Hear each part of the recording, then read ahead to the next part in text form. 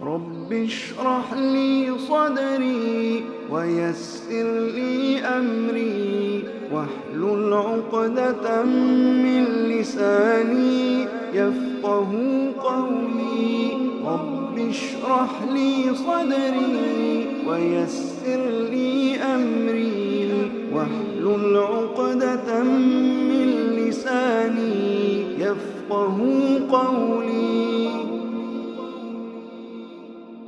السلام علیکم ورحمۃ اللہ وبرکاتہ. ان الحمد للہ حمدا طیبا کثیرا مبارکا فی الحمد للہ عدد ما خلق والحمد للہ ملء ما خلق والحمد للہ عدد کل شیء والحمد للہ عدد ما فی السماوات وما فی الارض. اللہم صل وسلم علی نبینا محمد وعلی آلہ وصحبہ وسلم تسلیما کثیرا. رب اشرح لی صدری ویسر لی امری واحلل عقدۃ من لسانی یفقہوا قولی.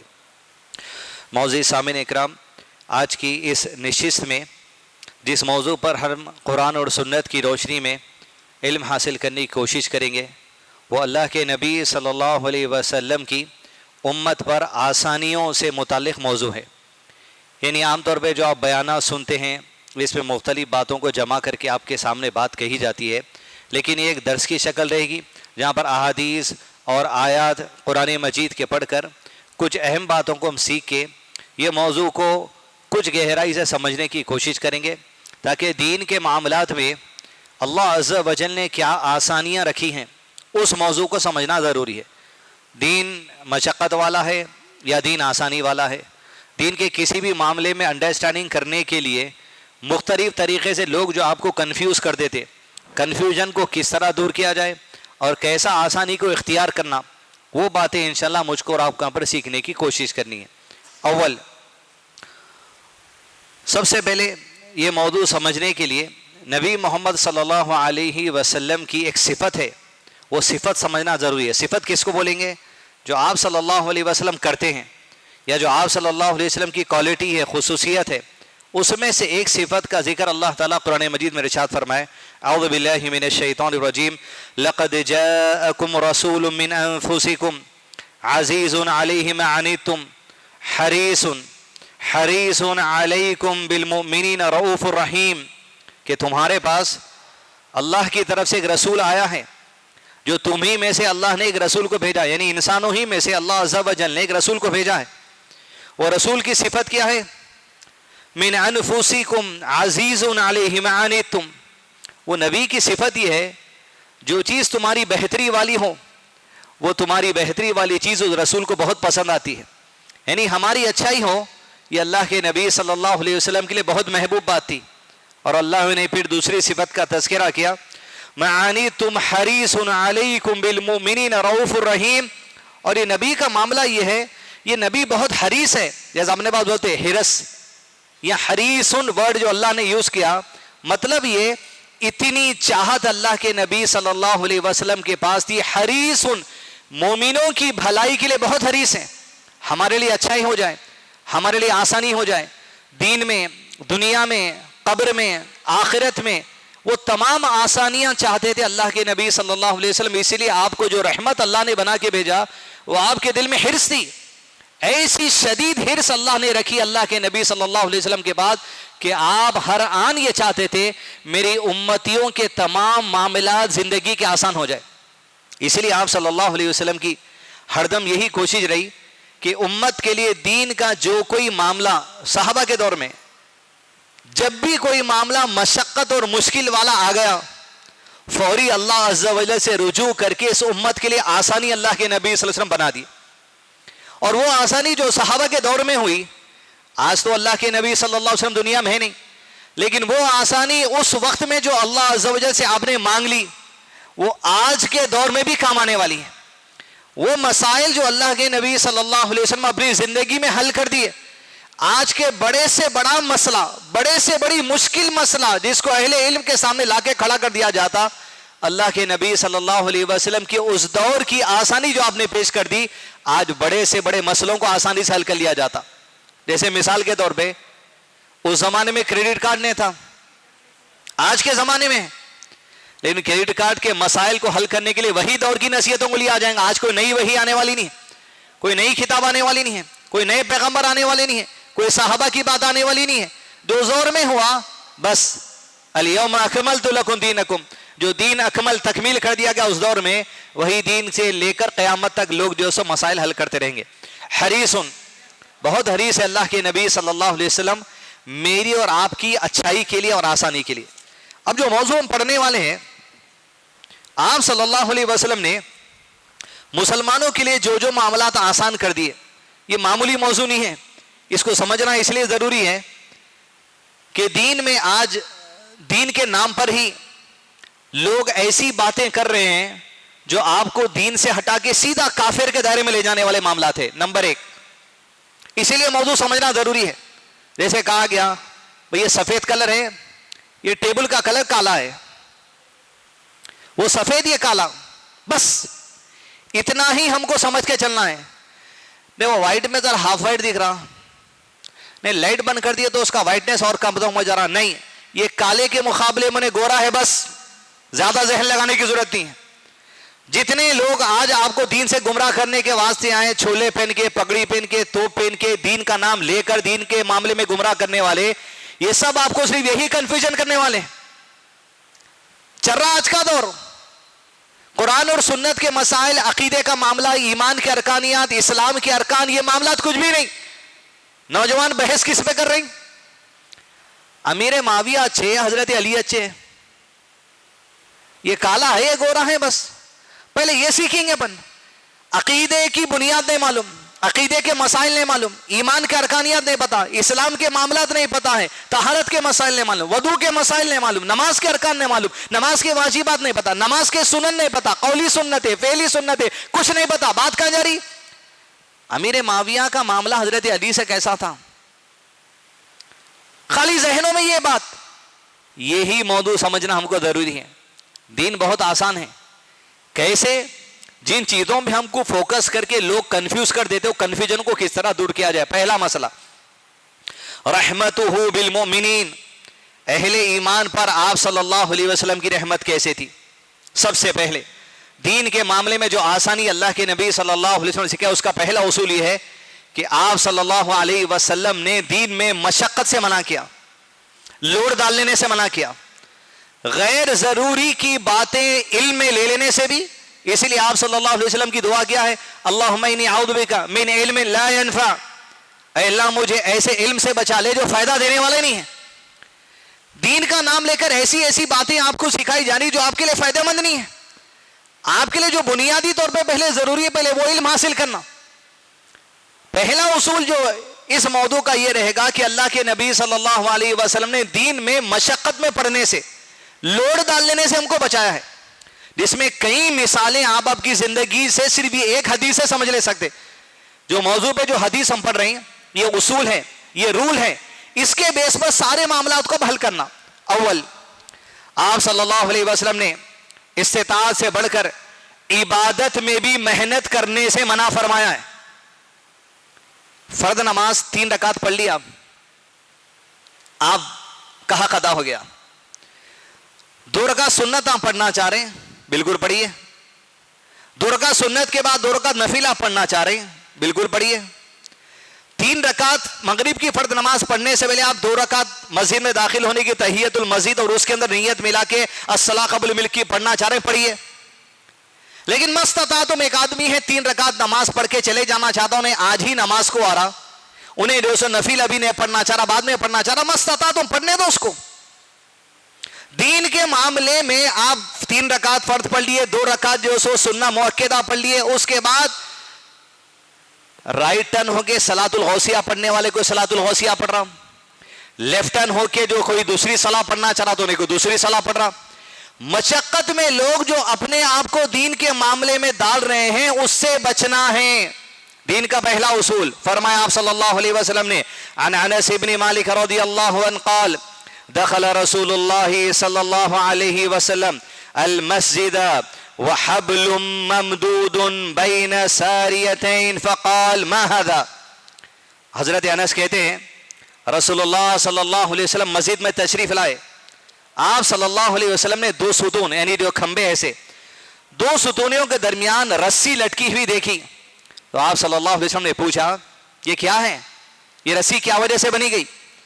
صحابہ کرام رضی اللہ اجمعین نے عرض کیا یہ زینب رضی اللہ عنہ نے لٹکائی ہے تاکہ نماز کے دوران جب سست ہو جائیں یا تھک جائیں تو اس رسی کا سہارا لے کے نماز پڑھتے رہیں. یعنی دین میں جتنی آسانی ہے آپ اتنا کرو. آپ گر جا رہے ہیں, آپ سو جا رہے ہیں, آپ کو اونگ آ جا رہی, آپ کو سستی آ جا رہی, تو رسی بنانے کی ضرورت نہیں ہے دین میں. فرمایا آپ صلی اللہ علیہ وسلم نے اسے کھول دو, تمہیں چاہیے کہ جب تک طبیعت حشاش بشاش رہے نماز پڑھو, اور جب سست ہو جاؤ یا تھک جاؤ تو آرام کر لو. یہ سفید ہے یہ کالا ہے بس. اپنے پاس مشقت ہے اہل حدیثوں میں.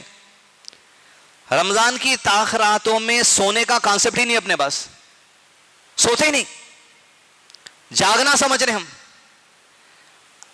قیام اللیل میں تاخرات میں لیلۃ القدر بھی اگر آپ کو مل گئی, لیلۃ القدر کو آپ جاگ رہے ہیں, قیام کرنا مقصد ہے, اللہ کی عبادت نماز میں قرات پڑھنا, دعا کرنا, اذکار پڑھنا, یہ مقصد ہے. آپ یہ سمجھ رہے ہیں کہ میں سو گیا تو لیلۃ القدر مس ہو جاتی, آپ کو اتنی نیند آ رہی, پھر 4 بجے رات کی تہجد پڑھنے میں آپ وہاں پر اونگ رہے ہیں. حشاش بچات آپ کا جسم تازہ رہنا نماز کے دوران, اس کے لیے اگر سونا پڑ رہا تو سو جانا, جان لینا ضروری ہے آپ کو. یہ دین کی آسانی ہے, دین میں زیادتی نہیں ہے انسان کے لیے. جب تک کہ جسم حشاش بشاش رہے تب تک عبادت کرو. یہ نوافل کے لیے بات ہے, حتیٰ کہ فرض نماز ہیں. آپ صلی اللہ علیہ وسلم نے کہا دوسری حدیث میں, جب شام کا کھانا لگا دیا جائے, اصل 12-15 سال پہلے یہی تھا شام کے کھانے کا ٹائم, رات کے کھانے کا. حیدرآباد میں بھی خود ہم بچپن میں کھاتے تھے. جب شام کا کھانا لگا دیا جائے اور اذان مغرب دے دی جائے, تو حدیث سے معلوم یہ ہو رہا رات کا کھانا مغرب کے آس پاس کھانا. جب شام کا کھانا لگا دیا جائے اور اذان مغرب دے دی جائے تو پہلے کھانا کھا لو بعد میں نماز پڑھو, بولے آپ صلی اللہ علیہ وسلم. اور انسان بھوکا ہے, بھوک لگ رہی, پہلے کھا لو. کسی کی جماعت چھوٹ سکتی ہوں گی, طاقت ہے آ کے جماعت پڑھو, نہیں, تم اکیلے آ کے مسجد میں نماز پڑھنا پڑا, تم اقامت دو, تم اکیلے امام کے حیثیت سے نماز پڑھنے والے ہیں. پھر اس لیے کہ دوسری حدیث اللہ کے نبی صلی اللہ علیہ وسلم فرمایا, اللہ تعالیٰ اس چرواہے سے خوش ہوتا ہے جو اپنی بکریوں کا ریوڑ چڑھواتے ہوئے پہاڑوں پر جاتا ہے, نماز کا وقت ہوتا ہے, اکیلا اذان دیتا ہے, اکیلا اقامت دیتا ہے, اکیلا نماز پڑھتا ہے. اللہ تعالیٰ عرض کرتے ہیں فرشتوں سے, میرے بندے کو دیکھو جو مجھ سے ڈر کر اذان دیا, اقامت دیا, نماز پڑھیا, تم گواہ رہنا میں نے اس کی مغفرت فرما دی. اکیلا آدمی امام کی حیثیت ہے. لیکن عادتاً آپ دکان پہ بیٹھے ہوئے شٹر بند کر کے نہیں آ کے جماعت ٹال کے اکیلے پڑھنا چاہ رہے, یہ نہیں, سچویشنل بات ہے. تو پہلا اصول یہ ہے, دین کے اندر جس بات کی آسانی ہے غیر ضروری کی مشقت میں مت پڑیے, خاص طور پہ نوافل کے معاملے میں. فرائض میں آپ دور سے بھی آنا پڑ رہا, گھر سے گاڑی پہ آئیے, جتنا مشقت کریں گے اتنا اجر و ثواب ہمارے لیے. لیکن دین کا اصول جہاں اس بتایا گیا, جو چیزیں ہمارے لیے نیسیسٹی ہیں, ضروریات میں سے علم حاصل کرنے کے لیے, پہلے ان کے اوپر فوکس کریے. غیر ضروری کی باتیں جو ابھی آپ کے سبجیکٹ سے باہر ہے اس پہ فوکس کرنے کی ضرورت نہیں ہے. جیسے لوگوں کا مزاج آج انجینئر علی مرزا آنے کی وجہ سے سب سے بڑا نقصان لوگوں کا کیا ہوا, عقیدہ, ایمان, اسلام, نماز, طہارت, حج, عمرہ, صدقہ, زکوٰۃ, خیرات, یہ تمام مسائل چھوڑ کے امیر معاویہ, حضرت علی, کون سہی, میں ان کے گروپ کا, ان کے گروپ کے, بس ذہنوں میں بیٹھ کیا لوگ ہیں نوجوانوں کے. دین میں آسانی ہے, پہلے جن باتوں پہ فوکس کرنا ہے اس پہ فوکس کرنا ضروری ہے. دوسری حدیث, حضرت عبداللہ ابن عباس رضی اللہ عنہ کہتے ہیں رسول اللہ صلی اللہ علیہ وسلم خطبہ ارشاد فرما رہے تھے, ایک آدمی کھڑا تھا, آپ صلی اللہ علیہ وسلم نے اس کے بارے میں سوال کیا تو صحابہ اکرام رضی اللہ عنہم اجمعین نے بتایا اس کا نام ابو اسرائیل ہے, اور اس نے منت مانگ لی, قسم کھا لی کہ ہمیشہ کھڑا رہے گا, بیٹھے گا نہیں, چھت میں چھاؤں کی جگہ میں نہیں آئے گا, اور نہ کسی سے بات کرے گا, اور روزے سے رہے گا. مشقت دیکھو آپ اس کی, میں کھڑے ہوا رہتا ہوں, کھڑے ہوئے رہنے میں ایک مشقت میں اہل حدیث مسجدوں میں اور ایک غلطی ہے. ممبر پر خطیب صاحب جب چڑھتے, خطبہ دے رہے, آپ مسجد میں داخلہ لیے, تحیۃ المسجد پڑھنا نہیں پڑھنا, پڑھنا, خطبہ چل رہا ہوں گا پڑھنا، مگر خطبے کے دوران بات کرنا ہے نہیں ہے. خطبے کے دوران بات کرنے کی ممانعت ہے، کوئی بات کر رہا تو اس کو روکنے کی بھی ممانعت ہے، مگر خطبہ چل رہا تو تحیۃ المسجد پڑھو بولے. نمبر 1، اذان چل رہی، اذان چلتے خود بات کر سکتے نہیں کر سکتے؟ کر سکتے. خطبے کی کسی ممانعت نہیں نا اس کے لیے. بھائی آپ دکان پہ ہیں، کسٹمر آیا، آپ کوئی چیز دے رہے ہیں، بتا رہے ہیں، اذان ہو رہی، بات بند کر دیتے، ٹھیک ہے نا. لیکن خطبہ چل رہا، خود ادھر ہٹو بھائی یہ بھی بولنا نہیں ہے. حتیٰ کہ یہ کر دیے، بات کرنا دور کی بات ہے، پلنگ لگا کے بھی نہ کو جا جگہ میں بیٹھ جاؤ بولے. خطبہ چل رہا تو لوگ تحیۃ المسجد پڑھنے کا کانسیپٹ ہے معلوم. جمعے کے دن مسجد میں آ رہے ہیں، مؤذن صاحب اذان دے رہے ہیں، کئی لوگوں کا وتیرہ یہ ہے اذان ہوئے تک ٹھہر جاتے. اذان کے وقت بات کرنے کی گنجائش ہے، مگر جو سو اذان توجہ سے سنتے بیٹھے ہوئے. خطبے کے وقت میں جو سو خاموشی کی گنجائش ہے، مگر حدیث میں ہے تحیۃ المسجد پڑھو. تحیۃ المسجد کا ایک ٹائم رہتا. مسجد میں آپ انٹری لیے، وضو کر کے یہاں گئے، آ کے آپ بیٹھ کے قرآن پڑھ رہے ہیں، 2 رکوع پڑھے بعد آپ اٹھ رہے ہیں، ارے میں تحیۃ المسجد نے پڑھا، پڑھ رہے ہیں. تحیۃ المسجد کا ثواب نہیں ملتا، جب 2 رکعت عام نفل کا ثواب ہے. تحیۃ المسجد ویلیڈیٹی ہے. آپ صلی اللہ علیہ وسلم بیٹھنے سے پہلے پڑھو بولے. مسجد میں آنے کے بعد کوئی دوسری مصروفیت کے بغیر. اب اذان سنتے ہوئے بسا اوقات مسجدوں میں 4 منٹ کی بھی اذان ہو جاتی، 3 منٹ کی بھی ہوتی، 5 منٹ بھی دیتے اذان. آپ اگر اذان سنتے بیٹھیں گے جمعے کے دن تو آپ کی تحیۃ المسجد کا وہی چلے جا رہا وقت.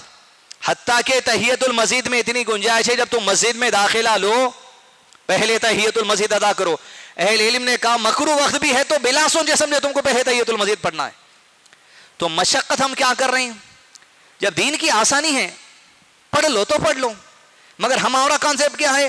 اذان سننے کا بھی ثواب لینا ہے، تحیۃ المسجد کا بھی ثواب لینا ہے. خطبے کا ثواب چھوٹ کے آپ کو تحیۃ المسجد پڑھے اللہ کے نبی صلی اللہ علیہ وسلم وہ نہیں سوچ رہے. تو یہ مشقتوں کو دور کرنا ہے. حدیث، وہ کھڑا رہے گا، بیٹھے گا نہیں، سائے میں نہیں آئے گا، بات نہیں کرے گا، روزہ رکھے گا. آپ صلی اللہ علیہ وسلم نے کہا، فرمایا اس آدمی سے کہو بات کرنا شروع کر دے، اس آدمی سے کہو سائے میں آ جائے، اس آدمی سے کہو بیٹھنے کی عادت ڈالے، اس آدمی سے کہو البتہ روزہ پورا کر لے، کیونکہ روزہ نظر ماننے سے پورا کرنا چاہیے. غیر ضروری کی مشقتوں میں جہاں لوگ اپنے آپ کو گھیر لیتے، اللہ کے نبی صلی اللہ علیہ وسلم اس میں جو آسانی کروائے. کئی ایسی باتیں ہیں، مساجد میں تحیۃ المسجد نہیں پڑھ کے اذان سنتے ٹھہرنا تو ایک مثال کی بات ہے. ایسی کئی باتیں ہیں لوگ اپنے آپ کو مشقت میں ڈال دیے. یہ سفید ہے، یہ کالا ہے، جو عمل جس موقع پہ کرنا اس کو ویسے آسانی کے ساتھ کر لینا، کنفیوژن میں نہیں پڑ جانا. دوسری مثال، آپ صلی اللہ علیہ وسلم امت پہ جو آسانی کرے، پہلے میں تو عبادتوں میں سختیاں نہیں، دوسری رمضان کے فرض روزے ہیں. رمضان میں تراویح کا ایک اہتمام ہے، ہمارے پاس نفل عبادت ہے. اتنے بڑے پیمانے پہ پوری خوشی کے ساتھ ہم اہتمام کرتے جتنا کہ عام دنوں میں فرض نماز کا اہتمام بھی نہیں ہوتا، اتنا رمضان کی تراویح کا اہتمام ہوتا. جبکہ رمضان کی رات کی نفل نماز کی تراویح سے زیادہ اہمیت اب کی مغرب کی نماز کی تھی. یہ فرض لائن ہے، وہ نفل صلاح ہے. اس لیے آپ صلی اللہ علیہ وسلم صحابہ کے دور میں یہ آسانی بتا دی. حضرت عائشہ فرماتی ہیں رسول اللہ صلی اللہ علیہ وسلم نے مسجد میں ایک رات نماز پڑھائی اور آپ صلی اللہ علیہ وسلم کے ساتھ چند لوگ تھے. دوسرے دن لوگ زیادہ ہو گئے. یہ کب کی بات ہے؟ جب آپ عشاء کے بعد نفل نماز پڑھا رہے تھے. پہلے دن لوگ آئے، دوسرے دن دیکھیں اللہ کے نبی صلی اللہ علیہ وسلم نفل نماز جماعت سے پڑھائے، ذرا اور لوگ آ گئے.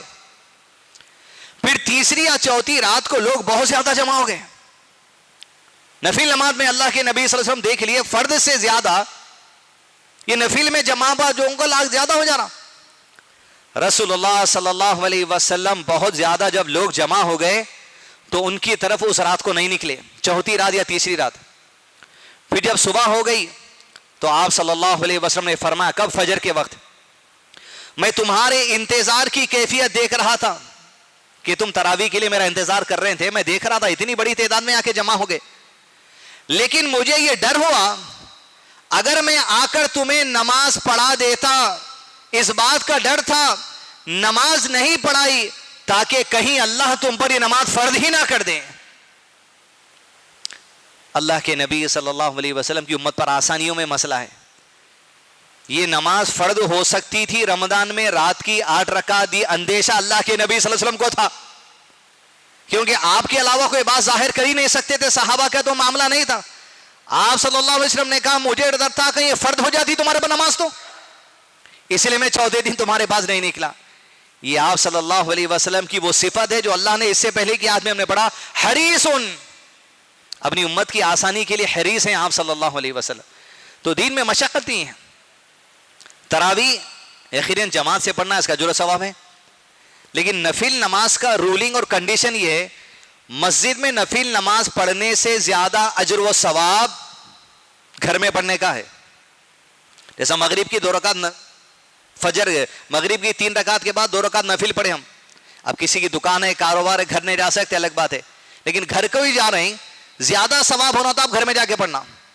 یہی طریقہ ہے آپ صلی اللہ علیہ وسلم کا، کیونکہ مسجد نبوی میں رہتے ہوئے آپ صلی اللہ علیہ وسلم گھر میں جا کے نفل نماز پڑھتے تھے. ہمارے پاس کانسیپٹ کیا ہے، حج اور عمرہ کو گئے وقت میں مسجد میں نفل نفل نفل نفل پڑھتے جاتے. آپ حرم میں پڑھ لو، آپ جو ہے سو مسجد نبی میں پڑھ لو، نفل نماز کا ہوٹل میں زیادہ ثواب ہے آپ کو حرم میں پڑھنے سے. یہ جو ثواب ہے 1 لاکھ نمازوں کا ثواب، مدینے میں 1000 نمازوں کا ثواب، یہ صرف فرض صلاح کے لیے ہے جو جماعت میں شامل ہوں گے، فرض صلاح کے لیے. نفل صلاح کی رولنگ نہیں ہوتی وہاں پر. دین میں اتنی آسانی ہے. اب مشقت، لوگ عمرے کو جاتے ہیں، فیملی کے ساتھ جا رہے ہیں، مشقت دیکھیے کیسی رہتی لوگوں کی. لیڈیز بھی جا رہے ہیں عمرہ، جینٹس بھی جا رہے ہیں. آپ کی نیت عمرہ جانے کی ہے، آپ بیوی کے ساتھ والدہ کے ساتھ عمرے کو گئے، مشقت کرنا پڑا، طواف کر لیے، سعی کر لیے، پلٹ کے گھر کو آ گئے. جمعے کا دن ہے، جمعے کے دن 10 بجے 9:30 بجے آپ کو گئے تو حرم میں نماز اندر جگہ ملتی 10:30 11 بجے. لاکھوں لوگوں میں لیڈیز مشقت میں نکل رہے نماز پڑھنے، اب حرم جا رہے ہیں.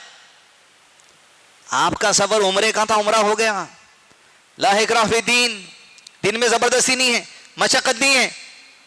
لیڈیز کی نماز کہاں ہو رہی ہے؟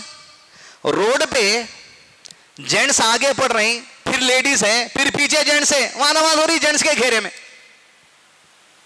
سنت کیا ہے؟ مردوں کے پیچھے پردہ، پردے کے پیچھے عورتیں، عورتوں کے پیچھے مرد نہیں پڑھ سکتے نماز. پھر روڈوں پہ نماز پڑھ رہے ہیں عورتیں. ابھی خطبہ شروع ہونے ٹائم ہے، 1 گھنٹہ ہے، روڈ پہ 1 گھنٹہ پہلے بیٹھنا. لیڈیز کی 1 گھنٹہ نفل نماز چل رہی روڈوں پہ. حدیث میں آپ صلی اللہ علیہ وسلم نے کہا عورت کے لیے مسجد سے بہتر نماز پڑھنا گھر ہے. دوسرا کنڈیشن، گھر میں وہ بھی سب سے اندر کا حصہ، وہ اس کے لیے افضل ہے. عمرہ کو جا رہے ہیں، آپ کی عبادت ہو گئی. حرم میں جا کے لڑکے جھگڑ کے حجر اسود کو لیڈیز بوسا دے رہے ہیں. اتنا تو جینٹس کو بھی لڑکے مار کے کونیاں سر کو اٹھا لے کے ویسا پڑھنا نہیں ہے. شوہر بیوی کو لے جا رہا پکڑ کے، 10 آدمیوں کے ہاتھاں لگ رہے ہیں اس کو، مگر حجر اسود کا بوسا دلانے لے جا رہے ہیں. جب حجر اسود کو امت اتنا سوچ رہی تو پھر جمعہ کی نماز، پھر نفل نماز، تراویح کی نماز، روڈ روڈ پہ ٹھہر کے عورتیں دعائیں کر رہے. یہ مقصد ہے آج کے موضوع کا کہ دین میں آسانی ہے. عمرہ کر لیے، جمعے کے دن ہے، مشقتیں پہ بہت رش ہے. آپ لیڈیز کو بولیے ہوٹل میں نماز پڑھو، وہ گھر ہے آپ کا، وہاں نماز پڑھو. آپ جاؤ، آپ کے لیے ضروری ہے، مرد کے لیے. اسی لیے اللہ تعالیٰ آسانی کرے دین میں. عورتوں کے لیے مسجد آنا اگر اللہ تعالیٰ مردوں کے ساتھ واجب کر لیتا تو کیسی ہوتی تھی مشقت. سوچیے آپ، اتنی آسانی ہے. اپن بولے نہیں مشقت، جمعہ ہے بیگم نہیں چھوڑنا، بہت اجر و ثواب ہے. نہیں ہے اس کے لیے، گھر میں پڑھا تو ثواب ہے. اور اللہ کے نبی صلی اللہ علیہ وسلم کہاں بیٹھ کے حدیث بولے؟ عورت کے لیے گھر میں نماز پڑھنا افضل ہے. کہاں کہا جا رہا؟ یہ مسجد نبی میں کہا جا رہا. یہ مسجد نبوی بیٹھ کے بولے اللہ کے نبی صلی اللہ علیہ وسلم حدیث، وہی کی عورتوں کو، صحابہ کی عورتوں کو کہ گھر میں پڑھنا افضل ہے. لیکن مسجد جو آنے والی آؤ، اسے منع نہیں کیا گیا. درس ہوتا، تدریس ہوتا، معلومات ہوتے، وہ الگ چیز ہے. صحابہ کو ہی کہا جا رہا ہوں گھر میں پڑھو. تو مسجد نبی سے افضل گھر میں پڑھنا ہے عورت کے لیے. پھر عبادت کیا تھی؟ جانے کی تھی دور، خالی عمرہ کرنا، بس عمرہ کرنے جانا ہے آپ کو. یہ سفید ہے، یہ کالا ہے، بس اتنا سمجھ جانا.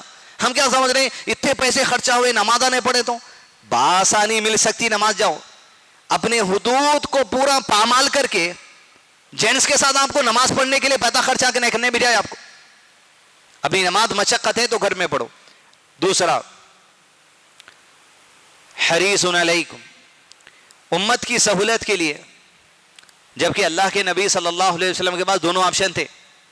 آسانی کا تیسرا اصول، امت کی سہولت کے لیے اللہ کے نبی صلی اللہ علیہ وسلم سفر میں نماز کو قصر کر دیے. چاہتے تو پوری پڑھ سکتے تھے، لیکن اللہ تعالیٰ کی طرف سے جو آسانی، وہ آسانی ہر مسافر کو دے دی آپ صلی اللہ علیہ وسلم. حضرت عبداللہ بن عمر رضی اللہ عنہما فرماتے ہیں آپ صلی اللہ علیہ وسلم کی صحبت میں رہا، دوران سفر آپ صلی اللہ علیہ وسلم 2 رکعتوں سے زیادہ نماز نہیں فرماتے تھے. اسے بخاری نے روایت کیا ہے. مغرب کی نماز 3 ہے تو 3 ہی پڑھیں گے، فجر کی نماز 2 ہے تو 2 ہی پڑھیں گے، ظہر کی 4 کے بجائے 2، عصر کی 4 کے بجائے 2، عشاء کی 4 کے بجائے 2. قصر میں جمع کا دوسرا کنڈیشن، جمع کیا ہے؟ ظہر عصر دونوں نمازوں کو آپ ملا سکتے، 2 رکعت ظہر پڑھنا، سلام پھرنا، اٹھنا، اقامت دینا، 2 رکعت عصر کی نماز پڑھنا، سلام پھرنا، یہ جمع ہے. جمع صرف ظہر عصر ہو سکتے، اور جمع صرف مغرب عشاء ہو سکتے. 3 رکعت مغرب پڑھنا، سلام پھرنا، اقامت دینا، 2 رکعت عشاء پڑھنا، سلام پھرنا، یہ طریقہ ہے. عصر اور مغرب کی نماز جمع نہیں ہو سکتی، عشاء اور فجر کی نماز جمع نہیں ہو سکتی، فجر اور ظہر کی نماز جمع نہیں ہو سکتی، ظہر عصر مغرب عشاء یہ جمع ہو سکتے. اب لوگوں میں یہ بھی کنفیوژن ہے، کتنے کلومیٹر گئے تو اہل علم کی جو واضح رائے ہے، کلومیٹر کا کوئی فاصلہ ناپنے کی ضرورت نہیں ہے. جو عام طور پہ لوگوں کے لیے مشقت کا سفر بن جاتا آگے گھر سے نکل جانے سے، وہاں آپ قصر کر لے سکتے. حتیٰ کہ ایک اہل علم، بہت تجربے کار علم والی شخصیت، انہوں نے کہا بھائی سکندرآباد سے ہم حیدرآباد بھی آئے تو 2 گھنٹے لگ جا رہے ہیں. روزانہ کسی کا اپ اینڈ ڈاؤن ہے، یہاں سے 70 کلومیٹر 80 کلومیٹر 100 کلومیٹر بھی جا رہا ہوں، قصر کرنا چاہ رہا، روزانہ کر سکتا. کنفیوز نہیں. 1 منٹ بھائی، اپن آگے دیکھو 78 کلومیٹر سے چھوا، ذرا تھوڑا اور 2 کلومیٹر بڑھ جائیں گے، یہ مشقت میں نہیں، وہیں پڑھ لو آپ. 78 میں تو پڑھ لو. دین میں آسانی ہے، مشقت میں بہت پڑی ہے. آپ صلی اللہ علیہ وسلم جب بھی پڑھے ایسے ہی. نبی اکرم صلی اللہ علیہ وسلم سفر میں 2 نمازیں اکٹھی کرتے، یعنی مغرب اور عشاء، اور کبھی ظہر اور عصر. عام طور پہ یہ تو جمع قصر میں ہے. دوسری نماز ہے جمع سوری، سفر میں نہیں. آپ کا گھر یہیں ہے، مسجد ابو بکر میں جا کے پڑھتے آپ. جیسے بچوں کا ایگزامینیشن ہے، ایگزام کا ٹائم ایسا رہتا 10 بجے سینٹر میں جانا تو 3 ساڑھے 3 بجے باہر نکلنا، ظہر بھی جاتی عصر بھی جاتی. ایسی شکل میں آپ حضر اپنے مقام پہ رہتے ہوئے بھی 2 نمازیں کسی موقع سے جمع کر سکتے. بارش بھی نہیں ہے تو، دشمن کا خوف بھی نہیں ہے تو. عام طور پہ نیند لگ گئی تھی آپ کو، اتفاق سے آپ اٹھے، عصر کا ٹائم شروع ہو گیا، جمع سوری کی نیت کر لینا، 4 رکعت ظہر پڑھنا، اللہ اکبر، سلام پھیرے، پھر اٹھنا، اقامت دینا، 4 رکعت عصر پڑھنا، یہ جمع سوری. آپ اپنے مقام پہ رہتے ہوئے بھی 2 نمازیں کبھی جمع کر سکتے، عادتاً نہیں. حدیث میں آپ صلی اللہ علیہ وسلم مدینے میں تھے، مدینہ آپ کا گھر ہے، بارش بھی نہیں تھی، دشمن کے حملے کا خوف بھی نہیں تھا. آپ ظہر اور عصر ملا کے پڑھائے، پھر ایک موقع پر آپ مغرب اور عشاء ملا کے پڑھائے. بارش جیسا ہوتی، اہل الحدیث میں الحمدللہ سنت ابھی بھی قائم ہے، بارش ہو رہی تو مغرب عشاء ملا کے پڑھا دیتے کبھی. مگر جب آپ مقام پہ پڑھ رہے ہیں اس کو قصر نہیں کیا جاتا، اس کو کمپلیٹ پڑھیں گے، پوری رکعتیں ادا کریں گے. لیکن عادت نہیں بنا سکتے آپ. کئی لوگوں کی عادت ہے، دکان چل رہی، شام میں آ کے گھر کو 3 نمازیں ملا کے پڑھ رہے ہیں، عصر مغرب عشاء. بعض لوگوں کی عادت ہے، یہ عادت بالکل غلط ہے. کسی موقع سے آپ صلی اللہ علیہ وسلم بتائے، وہ دلیل ہمیشہ کے لیے ہم نہیں بنا لے سکتے. تو پھر دین سے حد سے تجاوز کرنے والی بات ہو گئی.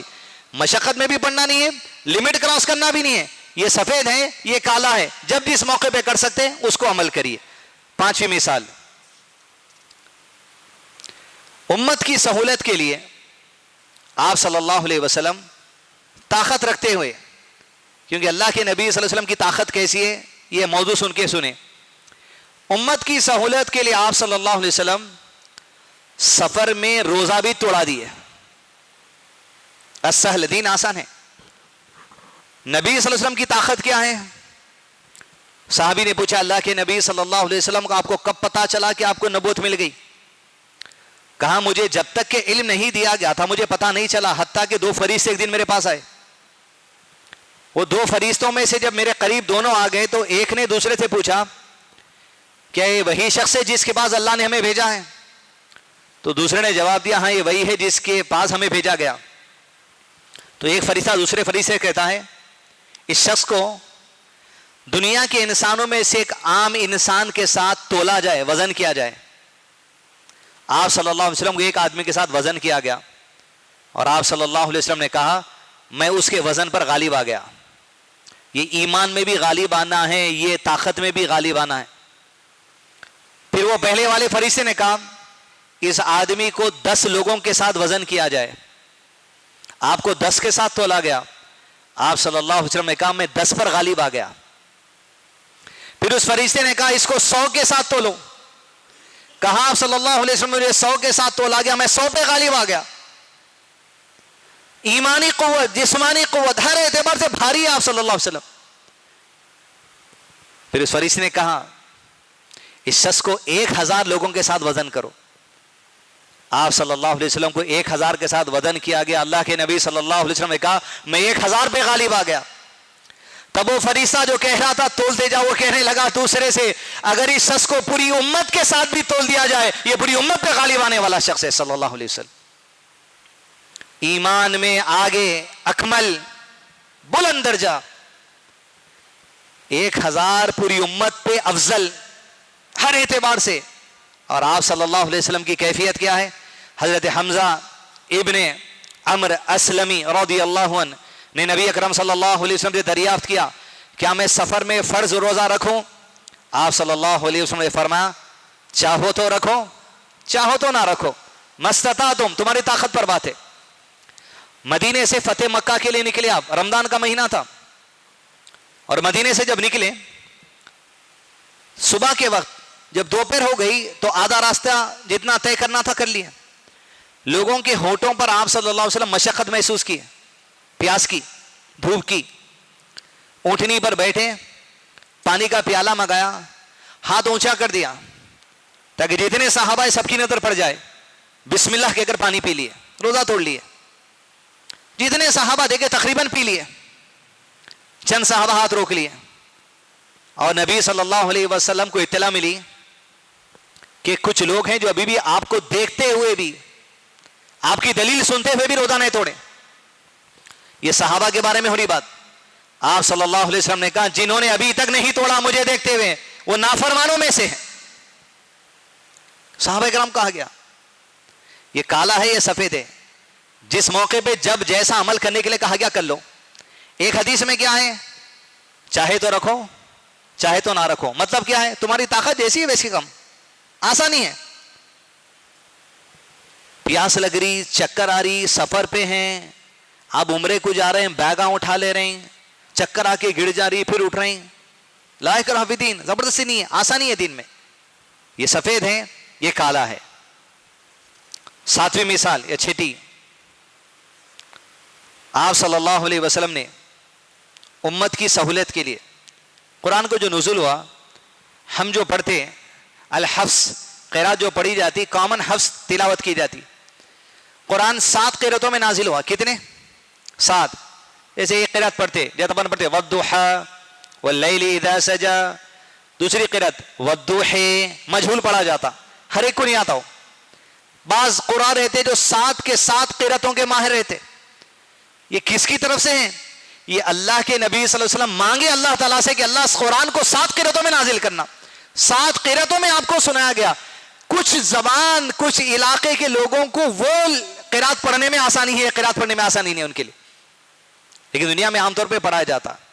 یہ اللہ کے نبی صلی اللہ علیہ وسلم سہولت مانگے، 7 قراتوں یا لہجوں میں پڑھنے کی اجازت اللہ تعالیٰ سے مانگ لی. یعنی اگر حفظ پڑھ رہے ہیں یہاں امام صاحب والضحیٰ، سورہ نشرہ پڑھ رہے ہیں الحفظ میں، سورہ دوحہ پڑھ رہے ہیں دوسری قرات میں، نہیں پڑھ سکتے. پڑھ رہے ہیں تو ایک ہی انداز میں، جس کے لیے جو آسانی ہے ویسی. حتیٰ کہ شیخ عثیمین رحمہ اللہ بولے اگر عام پیچھے مصلی کامن ایک قرات کے عادی ہیں اور امام ایک سے زیادہ قراتیں کر سکتا تو عام لوگوں کی قرات میں امام پڑھنا، عام لوگوں سے ہٹ کے اگر قرات میں امام پڑھے گا تو لوگوں کے دل میں وسوسہ کہ نماز خراب ہونے کا اندیشہ ہے، لہذا پورے لوگوں کا خیال کیا جائے. آسانی ہے. قرآن 7 الگ الگ لہجوں میں بھی پڑھ سکتے. تو کبھی آپ اگر باہر گئے، کبھی کوئی الگ لہجے میں پڑھ لے رہا تو کنفیوز نہ ہو جانا غلط پڑھا بول کے. یہ دین کی آسانیوں میں سے. 8ویں مثال، آپ صلی اللہ علیہ وسلم نے امت کی آسانی کے لیے پانی نہ ملنے کی صورت میں مٹی سے تیمم کرنے کی اجازت مانگ لی. مدت کی کوئی قید نہیں ہے، کتنی بھی مدت ہو جاؤ.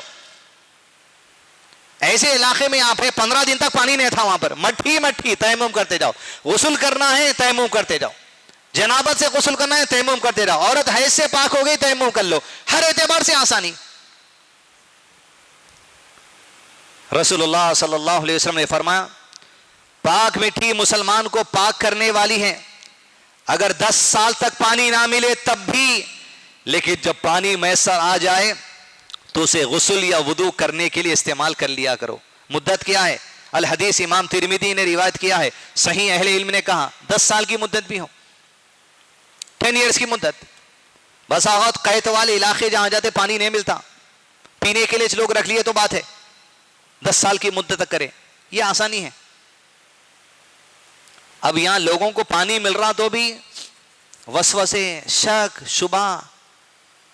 طہارت کے معاملے میں شیطان کھیلتا نوجوانوں سے. آج کے کشمیر سے سوال آ رہے، ایک میں سوال پڑھ کے آپ کو بتا دو اندازہ ہوتا طہارت کے معاملے میں کیا ہے معاملہ، اور پھر حدیث.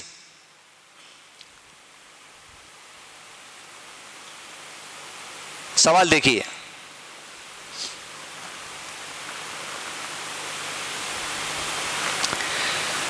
میرا بھائی بستر صحیح کر رہا تھا، بیڈ شیٹ صحیح کر رہا تھا، بستر پر ناپاکی تھی، وہ بستر کا کپڑا اس کے کپڑوں کو چھو گیا،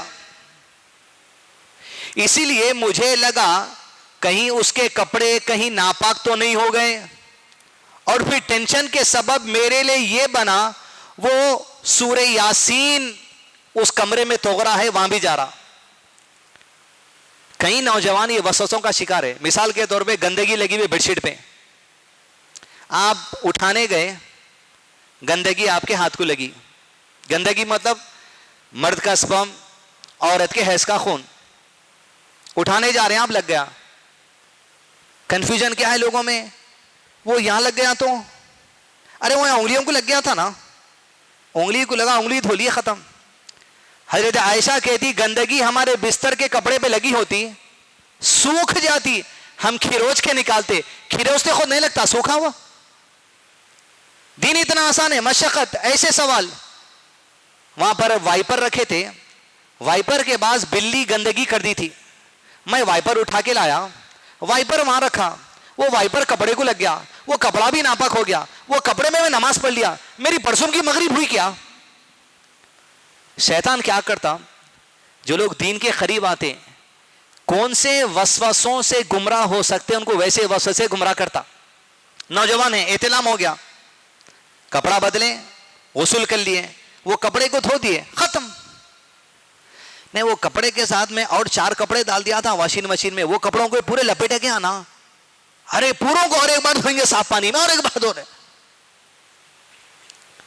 پانی پانی. حدیث بڑی اہم ہے. آپ صلی اللہ علیہ وسلم نے فرمایا قیامت سے پہلے 2 قسم کے لوگ آئیں گے. یہ لوگ تو اپنے پاس ہے، دوسرے بھی اپنے پاس ہے، دونوں لوگوں اپن دیکھ لے سکتے ہیں. قیامت سے پہلے ایسے لوگ آئیں گے، صحابی رسول اللہ کے نبی صلی اللہ علیہ وسلم کے، غالباً حضرت عبداللہ، پورا نام ذہن میں نہیں ہے، صبح حدیث پڑھا، ان کے سامنے ان کا بیٹا دعا کر رہا تھا. دعا کیا کیا؟ یا اللہ مجھے آخرت میں جب تو جنت میں داخل کر، جنت کے سیدھی جانب ایک جو سفید محل ہے اس محل میں مجھے داخل کر دے. والد صحابی رسول ہے صلی اللہ علیہ وسلم، بیٹا بھی صحابی غالباً. ان کی دعا سن کے والد نے کہا بیٹے جب تو اللہ سے جنت مانگے تو صرف اتنا مانگ، اللہم انی اسألک الجنہ، اللہ مجھے جنت عطا کر دے. یہ جو تو مانگ رہا ہے سیدھی جانب جو محل ہے سفید اس میں داخلہ کر دے. کہا یہ ایسے مت کر آپ صلی اللہ علیہ وسلم کو میں نے سننا ہے کہ اللہ کے نبی صلی اللہ علیہ وسلم نے فرمایا کہ قیامت سے پہلے ایسے لوگ آئیں گے جو دعاؤں میں اور طہارت میں حد سے تجاوز کرنے والے ہیں. طہارت میں حد سے تجاوز کیا ہے؟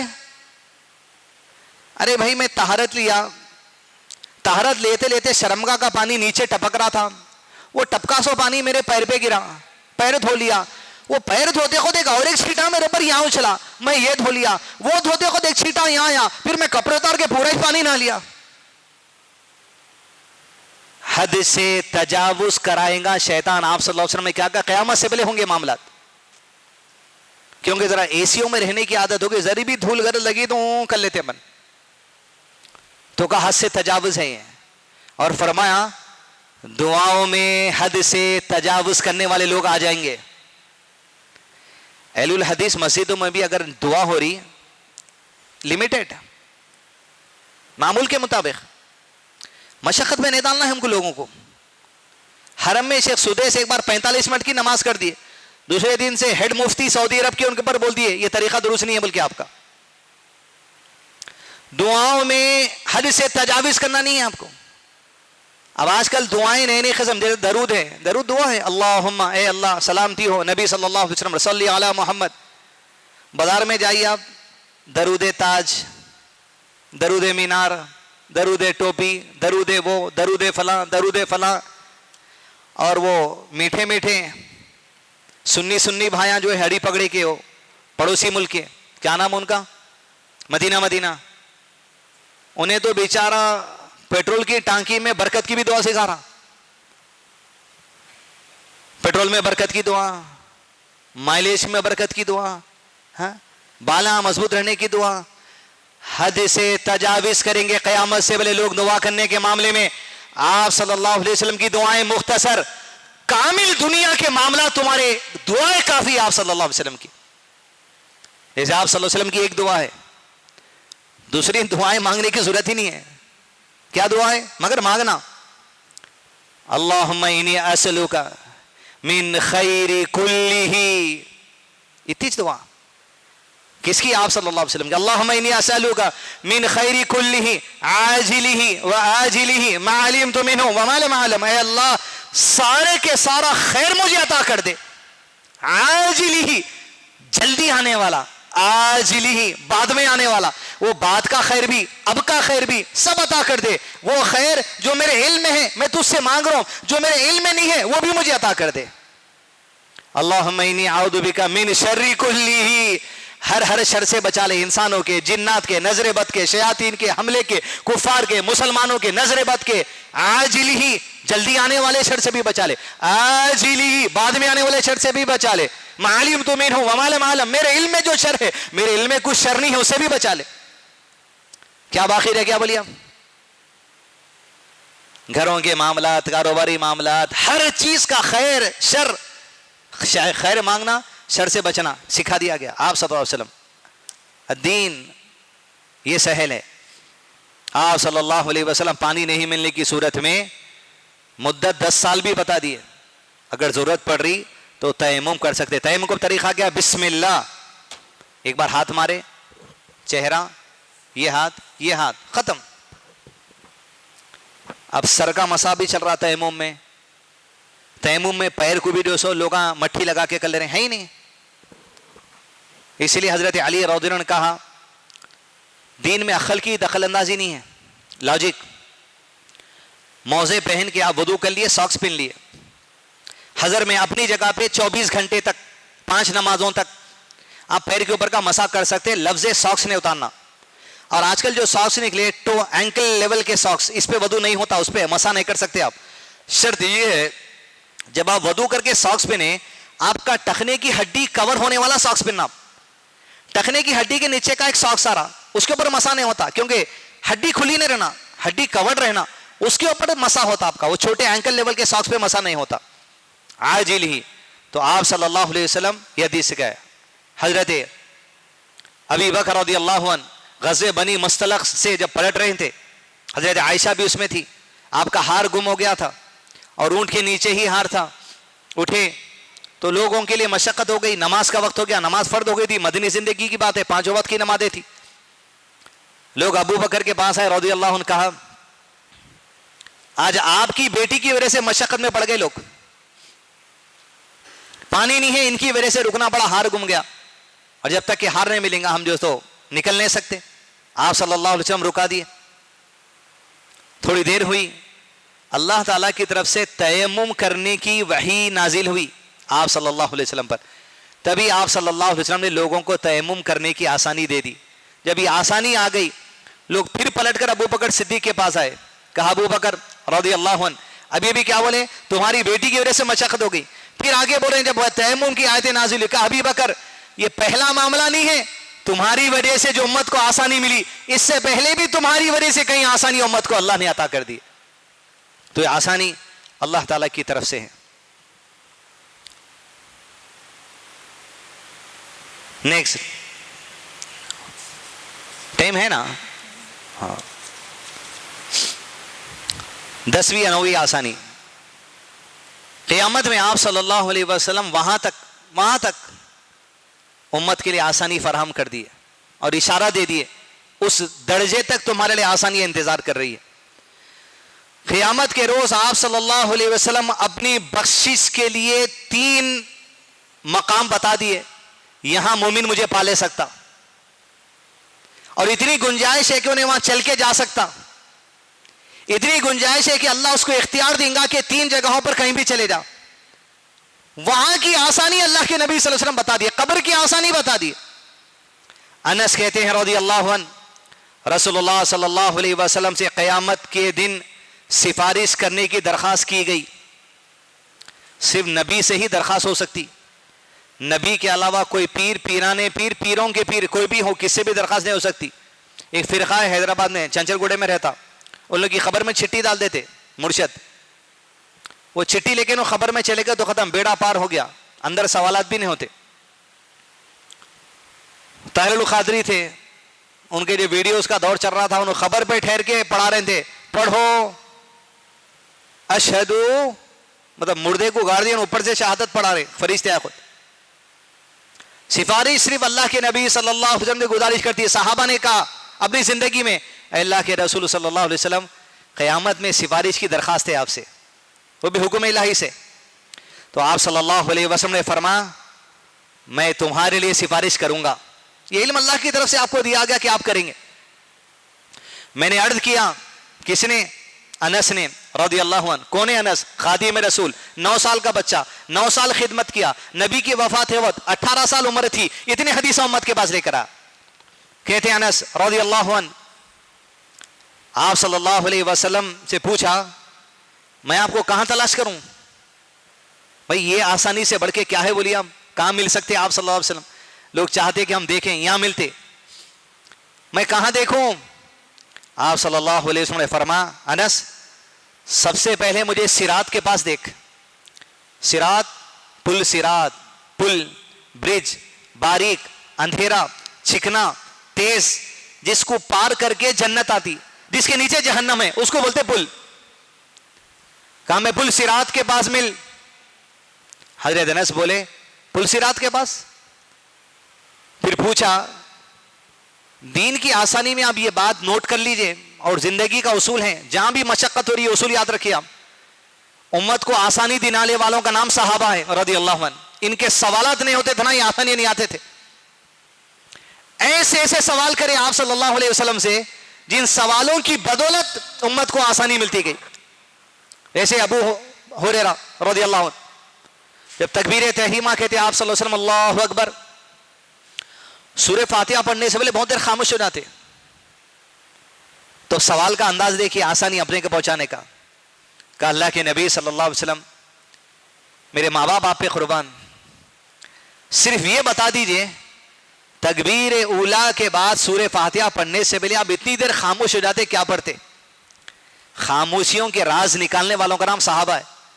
کہا ابو ہریرہ میں یہ پڑھتا اللہم باعد بینی و بین خطایا کما بعدت بین المشرق والمغرب، یہ پڑھتا. یہ سوال نہیں ہوتا تو کہاں سے نکلتی تھی بات؟ انس نے پوچھا کہاں دیکھوں؟ کہاں؟ صراط پر. پھر پوچھے حضرت انس اللہ کے نبی صلی اللہ علیہ وسلم اگر آپ میں کو وہاں نہیں ملے تو پھر کہاں دیکھوں؟ فرمایا آپ صلی اللہ علیہ وسلم نے پھر ابو انس اگر میں پل صراط پہ نہیں ملوں میزان کے پاس آ کے مجھے دیکھ لینا. میزان ترازو ہے جس کے 2 پلڑے ہیں, اس میں نام اعمال تولے جائیں گے, ایک میں نیکیاں کا رجسٹر, دوسرے میں برائیوں کا رجسٹر. یہ تولنے کی جگہ ہے. آپ اندازہ لگائیے امت کے تولنے کی جگہ سفارش کے لیے پہنچنے والے ہیں آپ. پل صراط پار کرنا سب سے بڑا معاملہ ہے, وہاں آسانی کے لیے پہنچنے والے ہیں آپ. دا موسٹ ڈینجرس پلیسز ہے سمجھو آپ, یہ تینوں جگہ جہاں سے پار ہونا ہے. میزان کے پلڑے کھلے تو سوچیے آپ کیا ہونے والا ہے. اور ایک تو ایسا پلڑا مد البصر, حدیث میں آپ صلی اللہ علیہ وسلم نے کہا ایک آدمی کے دفتر رجسٹر ڈالے جائیں گے گناہوں کے پلڑوں میں, پورا پلڑا بھاری ہو جائے گا اس کا, اور نیکیوں کا پلڑا پورا خالی, پورا خالی. انہیں سمجھیں گا اب تو میں گیا. اللہ تعالیٰ اسے کہیں گے یہ جو تیرے گناہوں کے دفتر ڈال دیے گئے ہیں پلڑے میں, اس میں جتنے گناہ لکھے ہوئے ہیں کسی گناہ پہ اعتراض ہے کیا؟ میرے فرشتوں پہ تو نہیں کرا, میرے فرشتے لکھ دیے غلطی سے. وہ کہیں گا یار ابھی کوئی اعتراض نہیں ہے, سب تسلیم ہے مجھے. وہ بولیں گا اب تو گیا میں. نیکی کا پلڑا خالی ہے میزان کے پاس. ایک کاغذ کا پرزہ نکالا جائے گا, اس سے کہا جائے گا تیری ایک نیکی ہے رکھ دے پلڑے میں. وہ کہیں گا یار ابھی یہ مد البصر, یہ اتنے وزن رجسٹروں کے سامنے کیا اہمیت کیا حیثیت وہ کاغذ کے پرزے کی. اللہ تعالیٰ کہیں گے رکھو تیری توحید تیرا ایمان لا الہ الا اللہ اس میں رکھا ہے. وہ کاغذ کا پرزہ رکھا جائے گا, مد البصر جہاں تک نظر جاتی وہ وزن رجسٹر ہلکے ہو جائیں گے, کاغذ کا پلڑا بھاری ہو جائے گا اس کے ساتھ. توحید ایمان عقیدہ صحیح یہ وزن رکھتے. انس نے کہا اگر آپ صراط کے پاس نہیں ملے تو کہاں ملوں؟ کہا پھر میزان کے پاس آ. پھر حضرت انس نے پوچھا اے اللہ کے نبی صلی اللہ علیہ وسلم اگر آپ مجھے میزان کے پاس بھی اگر نہیں ملے تو پھر میں آپ کو کہاں دیکھوں؟ آپ صلی اللہ علیہ وسلم نے کہا پھر تو سن انس, حوض کوثر کے بعد مجھے ملاقات کرنا. فرمایا آپ صلی اللہ علیہ وسلم نے انس میں ان 3 جگہوں کے علاوہ اس کے علاوہ کوئی دوسری جگہ نہیں جانے والا ہوں. یہ تینوں جگہ کیا ہیں؟ امت کے انتظار میں آپ صلی اللہ علیہ وسلم رہیں گے. پل صراط پار کرانا ہے, میزان میں اللہ سے درخواست کرنا ہے, حوض کوثر کے بعد اپنے ہاتھوں سے پانی پلانا ہے. کہے 3 جگہوں پہ تو مجھے مل سکتے. یہ آسانی, یہ ایڈریس ہے آپ صلی اللہ علیہ وسلم سے ملاقات کرنے کا اخروی زندگی میں. اس میں اختیار بھی ہے بندے کو, یہاں جانے کا وہاں جانے کا اللہ کی طرف سے اختیار رہے گا. وہ جہاں نبی کی طرف میں جانا چاہے تینوں جگہوں میں سے نبی صلی اللہ علیہ وسلم کو دیکھ سکتا. پل صراط اور آسانی. پل صراط پر آپ صلی اللہ علیہ وسلم امت کے لیے کھڑے ہوں گے, اور وہ جو ایسی جگہ ہے پار ہونے کی, یہاں سے جب لوگ پار ہو جائیں گے سب, کچھ لوگ بجلی کی چمک کی طرح پار ہو جائیں گے. چھٹک, کتنے سیکنڈ کے لیے آتی بجلی کی چمک, ایسے فٹاک سے پار ہو جائیں گا آدمی, اللہ کی رحمت اس پہ. کچھ کے بارے میں آپ صلی اللہ علیہ وسلم نے کہا وہ دھیرے دھیرے گرتے ہوئے پار ہو جائیں گے. کچھ کے بارے میں کہا جو پھسلیں گے پل سے نیچے سیدھا جہنم میں جا کے گر جائیں گے.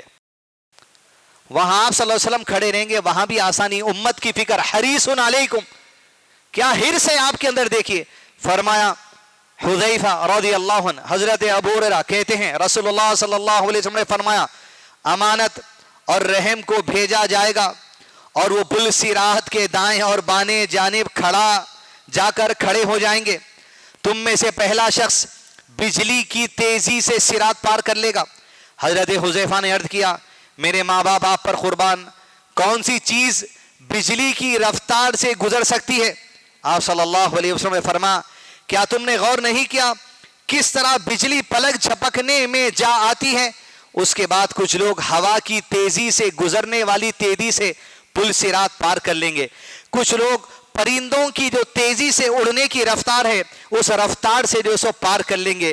پھر کچھ لوگ آدمی کے دوڑنے کی رفتار کے مطابق اتنی تیزی سے پار کر لیں گے. اس طرح باقی لوگ بھی اپنے اپنے اعمال کے مطابق پل صراط سے گزریں گے، اور تمہارے نبی صلی اللہ علیہ وسلم صراط پر کھڑے ہو کر اپنی امت کے لیے دعا کر رہے ہوں گے، ربی سلم سلم، اے میرے رب میری امت کو بچانا، میری امت پر سلامتی کر دینا۔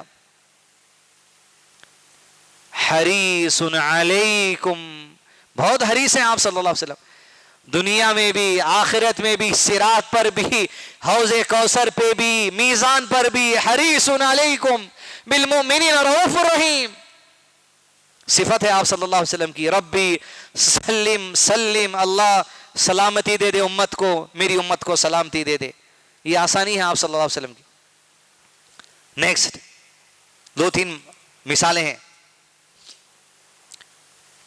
ایک آدمی کے لیے دین میں جو آسانی خاص ہے یہ معاملہ، اللہ کے نبی صلی اللہ علیہ وسلم مانگتے تھے اللہ سے، دنیا میں بھی اللہ اس کا نہیں ہے، اس کو دے دے، حتیٰ کہ ابو ہریرہ کہتے کہ اللہ کے نبی صلی اللہ علیہ وسلم، بلال رضی اللہ عنہ، لوگ جب آپ کے پاس کچھ مانگنے آتے، پیسہ، اناج، قرض، اور اللہ کے نبی صلی اللہ علیہ وسلم کے پاس نہیں ہوتا تو آپ قرضہ لے کے لوگوں کو دیتے تھے، حلال حرام نہیں۔ کہتے ہیں اللہ کے نبی صلی اللہ علیہ وسلم قرضہ لے کے لوگوں کو دے دیتے تھے۔ ایک دن ہوا یہ، آپ صلی اللہ علیہ وسلم کے کہنے پر میں کسی سے قرض لیا اور قرض لے کے لوگوں کی ضرورت پوری کر دیا، حتیٰ کہ بڑی مدت ہو گئی وہ آدمی کا پیسہ ادا کرنے کے لیے ہمارے پاس پیسہ نہیں آیا، اور جس کا ہم پیسہ باقی تھے وہ بار بار ہمیں پوچھتا تھا۔ حضرت بلال کہیں میرا دل یہ چاہا میں مدینہ چھوڑ کر کہیں اور دور چلے جاؤں جب تک کہ لوگوں کے قرضے کی انتظام نہیں ہو جاتا، اور حتیٰ کہ سامان پیک کر لیے تھے آپ مدینہ چھوڑ کے دور چلے جانے کا، جب تیاری کر رہے تھے مدینہ سے جانے کی، آپ صلی اللہ علیہ وسلم نے بیت المال میں مال آیا لوگوں کے پاس اونٹوں پہ لدا ہوا، جب لدا ہوا آیا تو آپ صلی اللہ علیہ وسلم نے کہا بلال رک جا، اللہ کی طرف سے تیری مدد آ چکی ہے، یہ لے اور لوگوں کا جو سو قرض جو لیا ہے وہ ادا کر دے۔ تو قرض میں، تجارت میں، معاملات میں لوگوں کے لیے اللہ کی طرف سے آسانی۔ کہا اللہ کے نبی صلی اللہ علیہ وسلم ایسا کرتے، موضوع کہ آپ صلی اللہ علیہ وسلم یہ آسانی کیے۔ رمضان میں حالت روزے میں ایک آدمی اپنی بیوی کے ساتھ جمع کر لیا، روزہ توڑ گیا، کبیرہ گناہ ہے، وہ آپ صلی اللہ علیہ وسلم کے پاس آیا، کہا میں ہلاک ہو گیا، بہت بڑا گناہ ہو گیا۔ اللہ کے رسول صلی اللہ علیہ وسلم آپ میرے لیے کفارے کا انتظام فرمائیے۔ تو قرآن مجید کی آیت کے حوالے سے آپ صلی اللہ علیہ وسلم نے کہا 2 مہینے کے روزے رہیں لگاتار کنٹینیو، بیچ میں ایک روزہ بھی چھوٹا پھر 2 مہینے کے ایک ساتھ رہنا۔ وہ کہا اللہ کے نبی صلی اللہ علیہ وسلم اتنی طاقت نہیں ہے میرے میں اتنا مسلسل روزے نہیں رہ سکتا۔ تو پھر قرآن کی آسانی، آپ صلی اللہ علیہ وسلم نے کہا ٹھیک ہے، پہلے کہا ایک غلام کو آزاد کر دو، وہ بولا اتنے تو پیسے میرے پاس نہیں ہے کہ غلام خرید کے آزاد کروں۔ پھر کہا 2 مہینے کے روزے رکھو، کہا اتنی بھی طاقت نہیں ہے۔ پھر کہا 60 مسکینوں کو ایک وقت کا کھانا کھلا دے، 60 لوگ ایک ٹائم کا کھانا عام کھلا دے، تیرا وہ جو گناہ ہوا اس کے عذاب سے آخرت میں تو بچ جائے گا کفارہ دینے سے۔ وہ کہا اللہ کے نبی صلی اللہ علیہ وسلم اتنی طاقت نہیں ہے میرے پاس۔ ختم۔ قرآن کی یہی آیتیں تھی، یہی اصول ہیں، 3 میں سے کوئی چوتھا آپشن نہیں تھا۔ وہ بیٹھا رہا، نبی اکرم صلی اللہ علیہ وسلم نے فرمایا اچھا بیٹھ جا بیٹھ جا وہاں، انتظار کر۔ انتظار کر مطلب کیا تھا؟ کچھ آسانی آنے والی ہے، انتظار کر۔ نبی اکرم صلی اللہ علیہ وسلم تھوڑی دیر، ہم ابھی اسی حالت میں بیٹھے تھے کہ نبی اکرم صلی اللہ علیہ وسلم کی خدمت میں کھجور کا عرق لایا گیا، بڑا ٹوکرا، بڑے برتن میں کھجور لایا گیا۔ عرق بڑے ٹوکرے کو کہا جاتا ہے۔ نبی اکرم صلی اللہ علیہ وسلم نے فرمایا مسئلہ پوچھنے والا کہاں ہے؟ بلاؤ۔ یا رسول اللہ صلی اللہ علیہ وسلم لبیک، میں حاضر ہوں، بولیے کیا ہے؟ نبی اکرم صلی اللہ علیہ وسلم نے فرمایا یہ کھجوریں لے جا صدقہ کر دے، اللہ کی طرف سے آسانی آئی، 60 مسکینوں کے کھانے کے بدلے قریب کھجور کی تقسیم کرنے میں تیرا کفارہ ادا ہو جائے گا. اس نے عرض کیا لے لیا. السہل دین کی آسانی کس حد تک ہے دیکھیے آپ. وہ لے لیا. فرمایا اللہ کے نبی صلی اللہ علیہ وسلم یہ جو عرق میں لیا آپ بول رہے ہیں لوگوں میں بانٹ دو. اے اللہ کے نبی صلی اللہ علیہ وسلم یہ پورا جو مدینہ ہے, مدینے میں جتنے گھر ہیں میرے گھر سے زیادہ کوئی اور غریب گھر نہیں ہے مدینے میں. کیا یہ بھی آسانی ہے کہ آپ کی دین میں کہ اگر یہ کھجور میں لوگوں میں غریبوں میں بانٹنے کے بجائے میرے بیوی بچے میں کھا لیے تو کچھ گنجائش ہے کیا صدقہ ادا ہونے کی؟ آپ صلی اللہ علیہ وسلم جب سنے تو راوی حدیث کون ہے؟ ابی ہریرہ کہتے ہیں مسکرا دیے. ایسا مسکرائے کہ آپ صلی اللہ علیہ وسلم کے داڑھ پیچھے کے دانت نظر آ گئے. یہ انداز بیان حدیث کا اتنی امانت داری کیا دکھا وہ بیان کرتے صاحب, پیچھے کے دانت نظر آئے. بس یہ مسکرا دینے کا مطلب ہے یس نبی کا مسکرانا بھی حدیث کا حصہ ہے. آپ صلی اللہ علیہ وسلم مسکرائے, مسکرا کر فرمایا اچھا جاؤ اپنے گھر والوں کو ہی کھلا دو تمہارا صدقہ زیادہ ہو جانے والا ہے. ہذا الدین, یہ دین ہے کس کا؟ محمد رسول اللہ صلی اللہ علیہ وسلم کا, کہ اپنے طور پہ اللہ کے نبی صلی اللہ علیہ وسلم خود کھلا دیے. یہ عام ہر ایک کے لیے نہیں ہے, یہ صحابی کے لیے خاص معاملہ تھا. شدت ایسی ہو گئی کسی موقع پر کوئی مفتی ہیں اہل علم ہیں وہ بھی ایسا فتویٰ دے سکتے, لیکن عموم میں یہ صرف خاص اس صحابی کے لیے بات تھی. آپ صلی اللہ علیہ وسلم اس طریقے سے صحابہ کے لیے اور خود ہمارے لیے قیامت تک آنے والے مسلمانوں کے لیے دین کی آسانیاں بتاتے گئے. اور آپ صلی اللہ علیہ وسلم کی یہ آسانیاں بتا دینا آپ سمجھ لیے عزیز دوستو امت کے لیے بہت بڑی رحمت ہے. آخری مثال, ہم سنتے کئی باتیں لیکن پڑھنے کی کیفیت اور رہتی ہے, اس میں آسانی معلوم ہوتی. مسجد نبوی میں ایک آدمی ایک بار پیشاب کر دیا تھا آدمی, دین کی کتنی بڑی آسانی ہے, اتنی بڑی آسانی اس میں. عن انس بن مالک رضی اللہ عنہ روایت کرتے ہم رسول اللہ صلی اللہ علیہ وسلم کے ساتھ مسجد میں بیٹھے ہوئے تھے, اتنے میں ایک دیہاتی آیا گاؤں والا اور کھڑے ہو کر پیشاب کرنے لگا. رسول اللہ صلی اللہ علیہ وسلم کے اصحاب نے کہا ارے ارے یہ کیا کرتا ہے؟ آپ صلی اللہ علیہ وسلم نے فرمایا اس کا پیشاب مت روکو, جانے دو. کیا آسانی ہونا بولی آپ. کوئی مسجد میں غلطی سے پیشاب کر دیا, پیشاب روک لیا اگر انہیں تمہارے چیخنے سے اس کی صحت پہ اثر ہو سکتا, جانے دو, بہا دو. بچے آ کے گندا کر دیے تو بن پریشان ہے. دین میں آسانی ہے, سختی نہیں ہے. یہ مثالیں ہیں, یہ مثالیں خالی مسجد میں پیشاب کر دیا تو پانی بہانے کی دلیل نہیں ہے, یہ دلیل دین میں آسانی کی ہے. مشقت میں مت ڈال دو لوگوں کو, کر دیا غلطی ہے اس کی بات چھوڑ دو, اب آگے کیا کرنا وہ دیکھو. اس کا پیشاب مت روکو, جانے دو. لوگوں نے چھوڑ دیا. جب وہ بدبو پیشاب کر چکا تو آپ صلی اللہ علیہ وسلم نے فرمایا مسجدیں پیشاب اور نجازت کے لائق نہیں ہیں, یہ تو اللہ کی یاد کی جگہ ہے, نماز کی جگہ ہے, قرآن پڑھنے کی جگہ بنائی گئی ہے. یا ایسا ہی کچھ آپ صلی اللہ علیہ وسلم نے فرمایا. پھر ایک شخص کو حکم دیا کہ وہ ایک ڈول پانی لائے اور اس پیشاب پر بہا دے. سمپل, کوئی سزا نہیں دی ہے, کوئی مارے نہیں اس کو. مساجد میں ہمارے پاس ایک سسٹم یہ بھی ہونا, کئی ساری مسجدیں اپنی ہیں وینٹیلیشن کا سسٹم نہیں رہتا, یہاں پھر بھی الحمدللہ بہتر ہے. نماز کی جگہ پیشابوں کی بدبو آتی رہتی اندر. حماموں کے دروازے, حمام کو جانا بھی اندر سے, دروازے کھل رہے بھی اندر سے. مسجد کی جگہ ہے, ایک مخصوص کر دینا جگہ, اس کا وینٹیلیشن باہری, اس کی انٹری بھی باہری. کیونکہ آپ صلی اللہ علیہ وسلم نے کہا مساجد پیشاب کرنے کی جگہ نہیں ہے. اس کا انٹرنس وغیرہ الگ ہی رہنا تاکہ وہ گندگی وغیرہ کسی بھی طریقے سے عبادت کی جگہ کے لوگوں میں خلل پیدا نہیں ہونا. کئی مساجد ہیں آپ نماز پڑھتے رہتے پیشاب کی بدبو آپ کو پیچھے سے آتے رہتی ہے. صفائی کا خیال رکھنا ضروری ہے. یہ دین، یہ جو مثالیں بیان کی گئی یہ آسانیوں کی مثالیں ہیں.